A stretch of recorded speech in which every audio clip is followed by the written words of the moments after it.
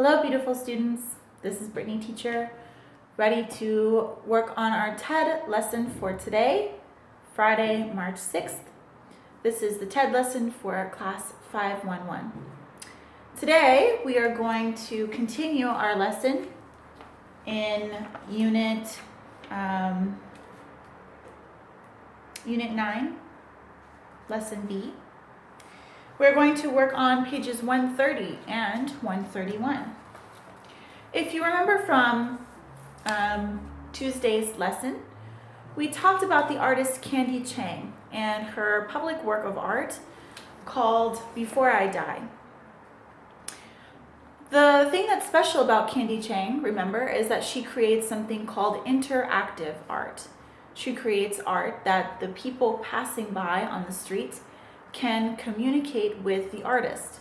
She communicates with them and they communicate with her. This is interactive. It's two-way conversation. The reason this is unique is because most art is just one-way communication, the art communicating with the viewer. But when you interact with people with art, you get a lot of surprising and interesting responses that can be helpful for the community, the people who are viewing your art. This art called Before I Die, Antes de Morir, which is Before I Die in Spanish, she encourages people to think about things they want to feel or do or achieve before they die. If you remember in your last video, I asked you to think about this question too and to send me your answers. Today we will review those answers and discuss them together. But before we do, we need to answer some questions on page 130. Inspiration previewing. Let's start together. A, scan the following excerpt from Candy Chang's TED Talk. What did Chan think she could do with the house? Scan the reading quickly and look for the keyword house. What do you see?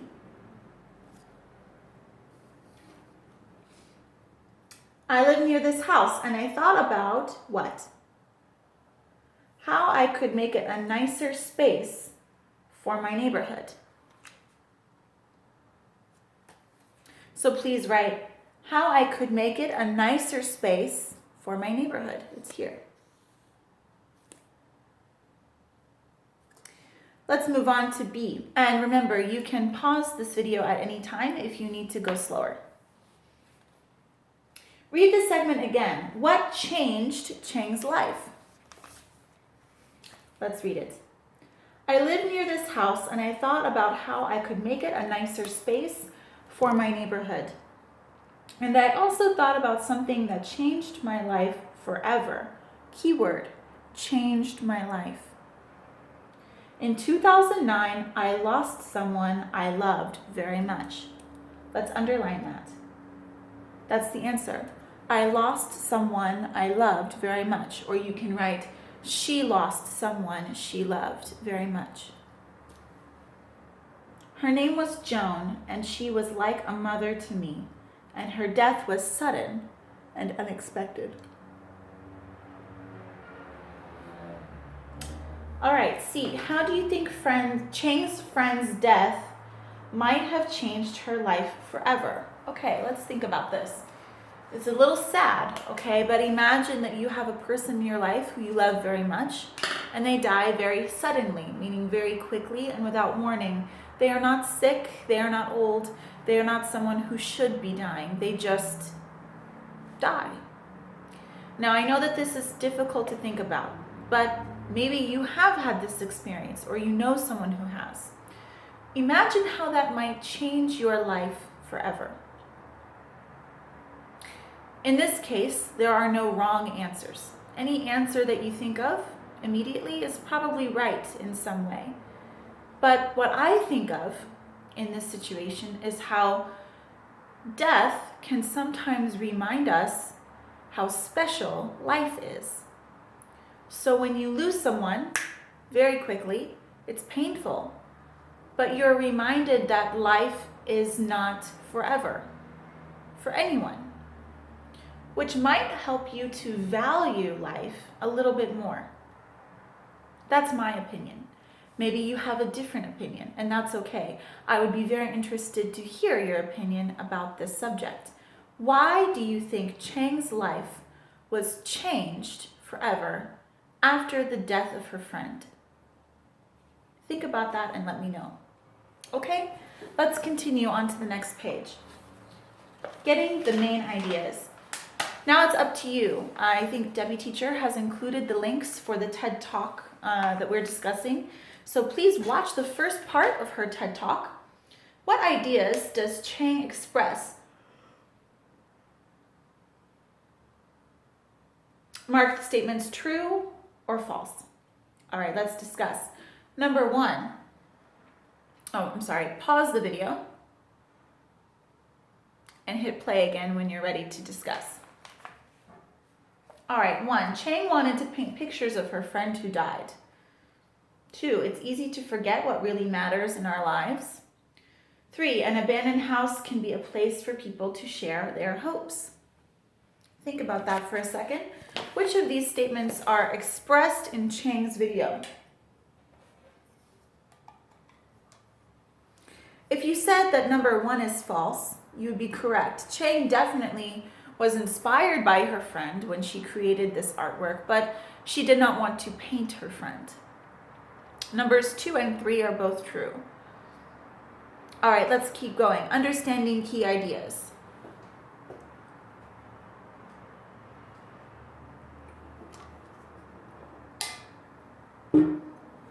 Complete these sentences about Chang's Before I Die project. Check your answers as you watch the first part of her talk again. So, use your book and watch the video again. Only this time, listen for the answers to these questions. Chang sometimes forgets. Number 2, Chang created her project. Number 3, people filled the wall with their ideas in what? Pause the video, watch the TED Talk one more time, and hit play when you're ready to review the answers.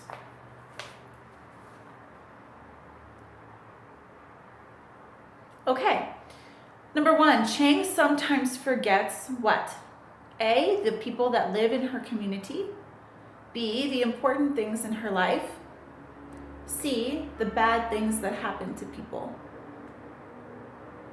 If you chose B, the important things in her life, you're correct. And I think that's true for a lot of people. If you think about it, it's very common to go through your day-to-day life. I wake up, I go to school, I do my homework, blah, blah, blah. Every day is very similar. So it's easy to forget what's important because we kind of get into a rhythm of doing the same thing all the time, right? I think a lot of us forget what's important in life, and Chang did too. 2, Chang created her project. If you answered B, by herself, you're correct. She was inspired to do this because she saw an abandoned house and thought, let me make this interactive. And 3, people filled the wall with their ideas in C, a day. That's pretty impressive. That just means that people walking by on the sidewalk saw this and in one day filled the entire wall. That means that Chang created something impactful. She did something that people wanted to talk about. People in her community wanted to talk about and think about this question. Before I die, what? That's very special. All right, critical thinking. Number 1, interpreting. Chang mentions that it is easy to get caught up in the day-to-day. What do you think she means, and how else could you say this? Pause the video, think about this for a few minutes, and then hit play when you're ready to hear my thoughts on this question. Okay, so we kind of just talked about it. If you imagine what your day is like, most of us, not now, because we're a little bit out of routine, but most of us have a rhythm, a daily rhythm. Every day I wake up at 7:30, I brush my teeth, I go to school, I eat lunch at 12, I come home, I do this.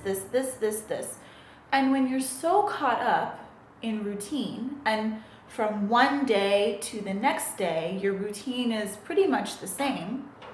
We call that day to day. We live day to day. Monday is the same as Tuesday, is the same as Wednesday. It's the same. It's the same. So we can say, it's a common expression. I get caught up in the day to day, Monday to Tuesday to Wednesday, like that, because they have a rhythm. They flow together. And when we live life that way, it can be easy to forget how special life is. It can be easy to forget to be grateful. It can be easy to forget who are the most important people to you in your life. And it can also be easy to, forget to be happy that you're alive at all. So when she mentions getting caught up in the day to day, that's what she means.